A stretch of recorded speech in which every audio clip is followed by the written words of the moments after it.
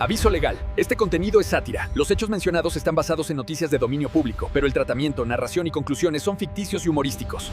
El canal no tiene la intención de difamar, calumniar o presentar información falsa como verdadera. Cualquier parecido con la realidad. Prólogo. El mapa que no debería existir. El silencio en la Antártida no es la ausencia de sonido, es una presencia física. Es un zumbido blanco que te presiona los tímpanos hasta que empiezas a escuchar los latidos de tu propio corazón como si fueran tambores de guerra. Me llamo Elías Torne, fui cartógrafo digital para una subcontratista de la NASA durante 11 años. Mi trabajo era simple, limpiar ruido de las imágenes satelitales del espectrómetro de masas antes de que pasaran al archivo público. El ruido, normalmente, son nubes, reflejos de hielo o fallos en el sensor. Pero en el invierno de 2024, encontré un ruido que tenía geometría. Era una estructura perfectamente hexagonal, del tamaño de Manhattan, asomando bajo el glaciar Beardmore. Cuando intenté aplicar el filtro de corrección, el software se bloqueó. Recibí un mensaje en mi terminal que nunca había visto. Acceso de nivel 7 requerido, notificación de seguridad enviada. 10 minutos después, mi acceso al servidor fue revocado. Al día siguiente, mi pase de seguridad no funcionaba. 2 días después, un hombre con un traje gris que costaba más que mi coche me sugirió que me tomara unas vacaciones largas. No me fui de vacaciones, me fui a los archivos, y lo que encontré es que la Antártida no es lo que nos han dicho, no es un continente de paz y ciencia, es el mayor secreto de la historia humana, custodiado por un tratado que es, en realidad, un contrato de arrendamiento con una entidad que no figura en los libros de texto. Capítulo 1. El Tratado del Silencio 1959. El consenso imposible. Imagina el año 1959, el mundo está al borde del aniquilamiento nuclear, Estados Unidos y la Unión Soviética están listos para convertir el planeta en un desierto de cristal. No se ponen de acuerdo en nada, ni en el comercio, ni en el espacio, ni en el destino de Berlín. Sin embargo, de repente, 12 naciones, incluyendo a los 2 gigantes, se sientan en una mesa en Washington D.C. y firman el Tratado Antártico. Es un documento sin precedentes. Declara que el 10% de la superficie terrestre queda fuera de la soberanía nacional, prohíbe las bases militares, las explosiones nucleares y la eliminación de desechos radiactivos. A primera vista, parece un triunfo del espíritu humano, pero si miras entre líneas, el tratado es una zona de exclusión. Nadie podrá realizar ninguna actividad en la Antártida que no sea para fines pacíficos. En el lenguaje de la inteligencia, fines pacíficos significa bajo supervisión total. El tratado no se hizo para proteger a los pingüinos, se hizo porque, durante la Segunda Guerra Mundial, algo fue descubierto allí. Algo que asustó tanto a Washington como a Moscú que decidieron que la única forma de sobrevivir era compartir el secreto y el candado. El paralelo 60, la frontera invisible. ¿Alguna vez has intentado ir a la Antártida, no como turista en un crucero de $15,000 que te lleva a ver la península antártica, la cola del continente, sino el interior profundo? Para cruzar el paralelo 60 sur con una embarcación privada, necesitas permisos que tardan años en procesarse, debes demostrar solvencia económica, seguros multimillonarios y, lo más importante, debes llevar un observador oficial a bordo. Si te desvías de tu ruta aprobada por GPS, un avión de patrulla marítima aparecerá sobre tu cabeza en menos de 1 hora. ¿Por qué tanto celo?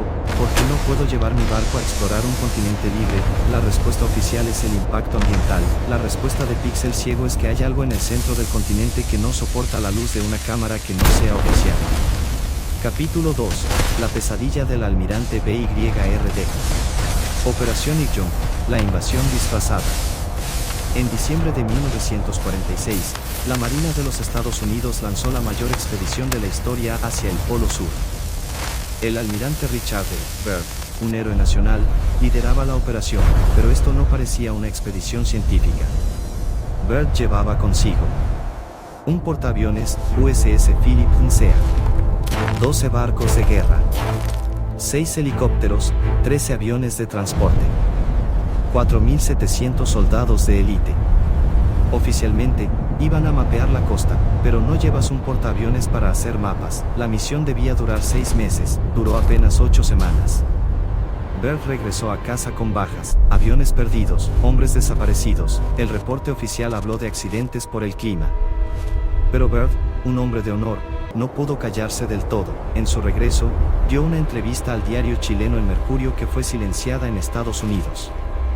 Dijo: "Es una verdad amarga, pero en caso de una nueva guerra, los Estados Unidos podrían ser atacados por naves que pueden volar de polo a una velocidad increíble". Capítulo 3. La geopolítica de las bases. ¿Te has preguntado por qué países como China, India o Brasil gastan billones de dólares en mantener bases en la Antártida que apenas albergan a 20 científicos que cuentan capas de hielo? Las bases no son laboratorios, son puestos de escucha. Cada base está estratégicamente situada sobre anomalías magnéticas. Si miras un mapa de la densidad de bases en la Antártida, verás que están concentradas en la periferia, como guardias rodeando una fortaleza. Y luego está Amundsen Scott, la base estadounidense exactamente en el polo sur geográfico. Es el centro del sistema nervioso. Los trabajadores que regresan de allí hablan de niveles subterráneos que no aparecen en los diagramas de arquitectura, hablan de túneles que se hunden kilómetros bajo el hielo, mantenidos a una temperatura constante de 20 grados centígrados mediante generadores que no figuran en el consumo oficial. Capítulo 4.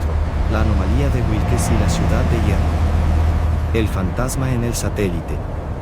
En el año 2006, un equipo de científicos de la Universidad Estatal de Ohio, liderado por Ralph von Frese y Laramie Potts, utilizó datos de los satélites GRACE de la NASA para mapear variaciones en el campo gravitatorio terrestre.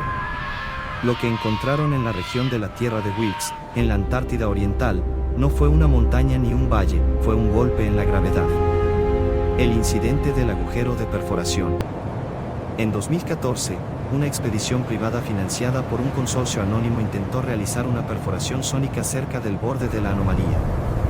Según el diario de uno de los ingenieros, que logró huir a través de Nueva Zelanda, al alcanzar los 1500 metros de profundidad, la broca de diamante no se rompió, se derritió. Pero no fue por el calor de la fricción, fue por un campo magnético tan intenso que reorganizó las moléculas del metal. El ingeniero relata que, a través de los micrófonos de alta sensibilidad bajados por el pozo, no escucharon el movimiento de las placas tectónicas, escucharon algo que sonaba como una fábrica industrial a escala planetaria, un zumbido mecánico, profundo, que vibraba en una frecuencia que causaba náuseas inmediatas a todo el equipo.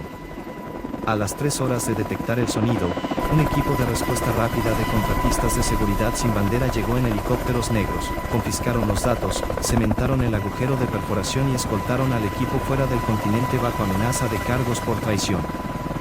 El pozo de Wilkes dejó de existir en los registros oficiales al día siguiente. Bajo una capa de hielo de casi 2 kilómetros de espesor, se esconde una concentración de masa tan densa que altera la órbita de los objetos que pasan por encima. Tiene 480 kilómetros de ancho. Para que te hagas una idea, es 3 veces el tamaño del cráter que extinguió a los dinosaurios en Chicxulub. La versión oficial dice que es un mascón, concentración de masa, provocado por un impacto de asteroide hace 250 millones de años, pero hay un problema que los geólogos de archivos turbios no pueden ignorar: la firma térmica. Un asteroide de ese tamaño debería estar frío. Sin embargo, los sensores infrarrojos detectan que el núcleo de la anomalía de Wilkes está irradiando calor, un calor constante, rítmico, como un motor que nunca se apaga. La ciudad de hierro, arquitectura de lo imposible. Si la anomalía fuera solo roca densa, no habría necesidad de la censura digital que rodea la zona en las coordenadas 70S, 120 Pero los radares de penetración terrestre, GPR, han devuelto algo que la geología no puede explicar: estructuras geométricas. No son fracturas naturales, son ángulos de 90 grados, son cúpulas, son lo que los pocos contratistas disidentes de la base MC Murdo llaman la ciudad de hierro. Se dice que no es una ciudad construida bajo el hielo, sino una ciudad sobre la cual el hielo se formó. Una metrópolis de una aleación metálica desconocida, resistente a presiones que aplastarían el acero quirúrgico. Los archivos filtrados de la inteligencia rusa sugieren que la ciudad de hierro no está deshabitada. Los pulsos electromagnéticos que emanan de Wilkes coinciden con frecuencias de comunicación de banda ultra ancha que no utilizamos los humanos. ¿Quiénes son los arquitectos? La pregunta más incómoda de archivos turbios no es qué es la ciudad de hierro, sino de quién es. Si la anomalía de Wilkes tiene millones de años, entonces hubo una civilización tecnológica en la Tierra mucho antes de que el primer humano caminara erguido. O, como sugieren los teóricos del intercambio de polos, la Antártida fue una vez el centro del poder global de una humanidad anterior que pereció en un cataclismo, dejando sus sus máquinas en modo de espera bajo el hielo. Hay una teoría aún más turbia. La ciudad de hierro es una base de reabastecimiento para lo que Bert llamó las naves que vuelan de polo a polo. Wilkes no sería una ciudad de viviendas, sino una central eléctrica, una estación de carga magnética que aprovecha el campo gravitatorio de la Tierra. Esto explicaría por qué los satélites muestran que el hielo sobre Wilkes es notablemente más delgado que en el resto del continente. El calor residual de la ciudad lo está derritiendo desde abajo. El nexo con el espacio profundo. Aquí es donde la investigación de archivos turbios se vuelve verdaderamente peligrosa. El telescopio del Polo Sur, SPT, no está allí para mirar estrellas lejanas. Documentos filtrados del observatorio muestran que el telescopio pasa el 40% de su tiempo apuntando a un punto específico sobre la Tierra de Wilkes, pero en el espectro de microondas. ¿Están recibiendo señales o están enviándolas? Si la ciudad de hierro es una antena masiva, la Antártida no es un continente aislado, es el puerto de entrada y salida de información de este planeta, y nosotros, los que vivimos por encima del paralelo 60, somos simplemente los inquilinos que no tienen la llave del sótano. Capítulo 5. Neuschwabenland y el éxodo hacia el abismo. La expedición de 1938, el mapa de la esvástica de hielo. Mientras el mundo centraba su mirada en las fronteras de Polonia, el capitán Alfred Richter zarpaba en secreto desde el puerto de Hamburgo a bordo del Schwabenland. No era un barco de guerra convencional, era un buque logístico equipado con catapultas para hidroaviones Dornier 1. Al llegar a la tierra de la Reina Maud, los pilotos de la Luftwaffe no solo encontraron desolación, sus bitácoras de vuelo, recuperadas de los archivos de la Stasi tras la caída del muro, describen valles sin nombre donde la temperatura ascendía a los 10 grados centígrados. El descubrimiento de aguas termales volcánicas bajo la superficie de la Antártida Oriental permitió a la Alemania nazi establecer una cabeza de playa invisible, Neuschwabenland. Lanzaron miles de dardos de acero con la esvástica grabada para reclamar el territorio, pero el verdadero reclamo ocurrió bajo tierra. Según los documentos de la NENERVE, la rama de estudios ocultos de las SS, los nazis no estaban allí por el territorio, sino por el Bril, una fuente de energía ancestral que los antiguos textos tibetanos situaban en los polos del mundo. El convoy de los invisibles y la base 211. En abril de 1945, mientras los aliados celebraban la caída de Berlín, el almirante Karl Donitz emitió una orden cifrada a la flota de submarinos. La flota de U-boats alemana está orgullosa de haber construido para el Führer, en otra parte del mundo, un Shangri-La, una fortaleza inexpugnable. Esta no era una metáfora. Los registros de archivos turbios muestran que al menos 50 unidades de la serie 21, los submarinos más avanzados de la época, capaces de permanecer sumergidos por semanas, desaparecieron de los puertos de Noruega. Nunca fueron hallados restos, ni se registraron hundimientos. Se dirigían a la base 211, una instalación subterránea masiva construida en las cavernas geotérmicas de las montañas Mulig-Hoffmann. Allí, los ingenieros de la SS trasladaron las piezas del proyecto Die Glocke, la campana, un artefacto de propulsión basado en mercurio rojo que desafiaba las leyes de la gravedad de Einstein. El encuentro de la Operación Igjon. Aquí es donde el mito se convierte en evidencia forense. En 1947, cuando el almirante Richard E. Byrd llegó con su flota de invasión, no esperaba resistencia, pero los informes de radar del destructor USS Senet registraron objetos que salían del agua a velocidades supersónicas. Testigos presenciales, marinos que rompieron el silencio décadas después, describieron discos metálicos que emitían un zumbido de alta frecuencia y derretían los mástiles de los barcos con haces de luz concentrada. No eran naves extraterrestres, eran el resultado de la ingeniería de la base 211, perfeccionada en el aislamiento absoluto del hielo. Byrd, en su diario personal, el cual su hijo intentó publicar antes de morir en circunstancias extrañas, escribió: "Hemos encontrado el origen de una nueva física, no son de afuera, están aquí abajo, y nos llevan 1000 años de ventaja". La conexión con el mercurio rojo. La investigación de archivos turbios ha rastreado suministros masivos de mercurio hacia la Antártida durante la década de los 40. El mercurio, cuando es sometido a rotación de alta velocidad y alta tensión eléctrica, genera un campo de torsión que altera el peso de los objetos. Si la anomalía de Wilkes es, como sospechamos, un reactor de gravedad natural, los nazis no solo encontraron una base, encontraron la batería de energía más grande del sistema solar. La base 211 no fue abandonada tras la guerra, fue asimilada por el complejo militar industrial de EU, tras la Operación Paperclip, convirtiéndose en el primer sitio de pruebas para la tecnología que hoy llamamos UAPS, fenómenos anómalos no identificados. Capítulo 7. El cónclave de las sombras, el viaje de los elegidos. La peregrinación de 2016, el año del silencio. Hubo un periodo de 13 meses, entre 2016 y 2017, donde la Antártida recibió más visitas de alto nivel que cualquier capital europea.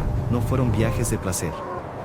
No hubo cortes de listón, ni conferencias de prensa reales, solo aviones oficiales aterrizando en la pista de hielo azul de la base Union Glacier. El primero en dar la señal de alerta para archivos turbios fue el patriarca Kirill de Moscú, líder de la Iglesia Ortodoxa rusa. En febrero de 2016, tras una reunión histórica y privada con el Papa Francisco en Cuba, la primera en 1000 años, Kirill no regresó a Rusia, voló directamente a la base antártica Bellinghausen. ¿Para qué necesita un líder religioso caminar entre pingüinos? Las fotos oficiales lo muestran rezando en la pequeña iglesia de madera de la base, pero los registros de satélite muestran que su comitiva fue escoltada por fuerzas especiales rusas hacia la anomalía de Wilkes. Se dice que Kirill llevaba consigo un antiguo artefacto guardado en el Kremlin. El Arca de Gabriel, un objeto que, según la leyenda, emite una radiación divina capaz de abrir portales. El mensaje de Buzz Aldrin. En diciembre de 2016, Buzz Aldrin, el segundo hombre en pisar la Luna, tuvo que ser evacuado de emergencia de la Antártida por un supuesto fallo médico. Sin embargo, antes de ser silenciado, Aldrin publicó un tweet que fue borrado en menos de 10 segundos, pero que los radares de archivos turbios lograron capturar. Todos estamos en peligro, es el mal mismo, no es de este mundo. La foto que acompañaba el tweet mostraba una pirámide de hielo perfectamente simétrica bajo un cielo negro. Aldrin, un masón de alto grado y explorador espacial, no es un hombre propenso a la histeria, que vio en el Polo Sur que lo hizo colapsar. Fue la misma estructura que John Kerry, entonces secretario de Estado de Estados Unidos, fue a inspeccionar el día de las elecciones presidenciales de 2016. Mientras el mundo miraba las urnas, Kerry estaba en el hielo, lejos de cualquier señal celular, rindiendo cuentas a una autoridad que no aparece en ninguna boleta electoral. El protocolo de 2048, la fecha de caducidad. El Tratado Antártico tiene una cláusula de revisión en el año 2048. Hasta entonces, la exploración comercial está prohibida, pero las élites no están esperando. La investigación de archivos turbios ha descubierto que empresas como BlackRock y SpaceX han comenzado a desviar fondos hacia proyectos de infraestructura climática en el Polo Sur. Pero los planos filtrados muestran algo distinto: la construcción de un puerto especial de torsión. Aprovechando la anomalía de Wilkes y el campo magnético del polo, están construyendo el único punto de salida de la Tierra que no requiere cohetes de combustión química. La Antártida es el arca de Noé de los billonarios. Han construido búnkeres de lujo integrados en las cavernas geotérmicas, capaces de albergar a 144.000 elegidos en caso de un cataclismo solar o una inversión de los polos magnéticos. Ellos saben que el reloj está corriendo. Saben que el hielo se está derritiendo, no por el calentamiento global atmosférico, sino por el encendido de los motores de la Ciudad de Hierro. Cuando el hielo se retire por completo, la verdad no será revelada a la humanidad, será el momento en que los dueños del mundo abandonen el barco, dejándonos atrás en una cáscara vacía. Capítulo 8. El muro de hielo y los mundos más allá. La perspectiva de los buscadores del borde. Para cerrar esta sección de la investigación, debemos abordar la teoría más peligrosa para el sistema, la de los exploradores que afirman que la Antártida no termina en una costa, sino en un anillo infinito. Archivos recuperados de expediciones noruegas de principios del siglo XX mencionan tierra firme con vegetación más allá del paralelo 80. Si la Tierra es más grande de lo que nos enseñan en la escuela, la Antártida es simplemente la aduana. El muro de hielo no es un precipicio, es una barrera de frecuencia. Expilotos de la Marina han reportado que al intentar volar más allá de ciertas coordenadas, sus instrumentos entran en un bucle y terminan volando en círculos sin darse cuenta. Es el efecto espejo. Solo aquellos con los códigos de transpondedor correctos, los elegidos del capítulo 7, pueden cruzar hacia los continentes ocultos, hacia las tierras que nunca conocieron la caída del hombre. Capítulo 9. El Sol Negro y la energía abril. La física del vacío. En los sótanos de la base Amundsen Scott, existe un área denominada zona de silencio electromagnético. Oficialmente, es para no interferir con los telescopios de neutrinos. Extraoficialmente, es porque allí el tejido de la realidad es más delgado. Los ingenieros alemanes de la década de los 40 no buscaban electricidad, buscaban el Brill. El Brill no es una invención esotérica. Es lo que la física moderna intenta ocultar bajo el nombre de energía del punto cero. Es la energía contenida en el vacío mismo del espacio. La anomalía de Wilkes no es solo una masa de metal, es un resonador de torsión. Funciona como un dinamo planetario que extrae energía directamente del giro de la Tierra y de su interacción con las líneas de flujo magnético del Sol. Este es el Sol Negro, una esfera de plasma de mercurio hiperrotatorio situada en el corazón de la ciudad de Hierro. Emite una luz ultravioleta oscura que permite la fotosíntesis de plantas que no existen en la superficie y mantiene una temperatura constante de 22 grados centígrados en las cavernas, mientras afuera el viento ruge a menos 80 grados centígrados. La mutación del Brill. Pero el Brill tiene un precio. La exposición prolongada a esta energía altera el ADN. Los registros médicos filtrados de las expediciones de la SS mencionan la brilla, una transformación en la percepción sensorial. Los sujetos empezaban a ver el espectro infrarrojo y a comunicarse mediante impulsos bioeléctricos. Esta es la razón por la cual los arquitectos de la Antártida no se ven como nosotros, no son necesariamente extraterrestres, son lo que queda de una rama de la humanidad que se refugió bajo el hielo durante el último cataclismo solar y evolucionó en simbiosis con el Sol Negro. Sus ojos son negros y dilatados porque están diseñados para la luminiscencia del plasma, no para la luz del Sol amarillo. Capítulo 10. Instrucciones para el final, el deshielo. La gran purga térmica. Estamos llegando al final del archivo de archivos turbios. El calentamiento global es la narrativa de cobertura más exitosa de la historia. Si bien la atmósfera se calienta, el verdadero deshielo de la Antártida está ocurriendo de adentro hacia afuera. Los sensores térmicos submarinos muestran que la base de los glaciares se está convirtiendo en agua líquida debido al incremento de actividad en la ciudad de Hierro. Los motores están despertando, el Sol Negro está aumentando su frecuencia para preparar el salto. Cuando el hielo se colapse, no será un proceso lento de décadas, será un evento catastrófico de días. El aumento del nivel del mar borrará las ciudades costeras, creando el caos necesario para que las naves de la ciudad de Hierro, las naves que Bert vio, emerjan y tomen el control total bajo la excusa de una intervención humanitaria planetaria. El manual de supervivencia. Si estás leyendo esto, es porque el sistema aún no ha borrado el servidor de archivos turbios. Aquí están las instrucciones finales. Observa el cielo del sur.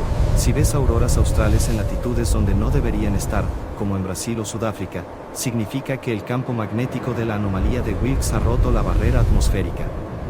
Sigue el rastro del dinero. Cuando veas que los CEOs de las Big Tech venden todas sus acciones y se retiran a estancias de conservación en la Patagonia o Nueva Zelanda, el cronómetro ha llegado a cero. No confíes en la salvación exterior. Si naves emergen del hielo ofreciendo soluciones al desastre climático, recuerda que ellas causaron el deshielo para forzar nuestra rendición. Epílogo. El archivo sigue vivo. Me llamo Elías Torne, y este ha sido el informe final de Archivos Turbios. Mi señal se está debilitando. Mi ubicación ha sido triangulada por un satélite que no figura en los registros de la NORAD. La Antártida no es el fin del mundo. Es el principio de un mundo que nos ha tenido en cuarentena durante milenios. El hielo era nuestra protección, pero ahora el dueño de la casa quiere su propiedad de vuelta. Cierren la puerta, apaguen las luces, y no dejen de mirar hacia el sur.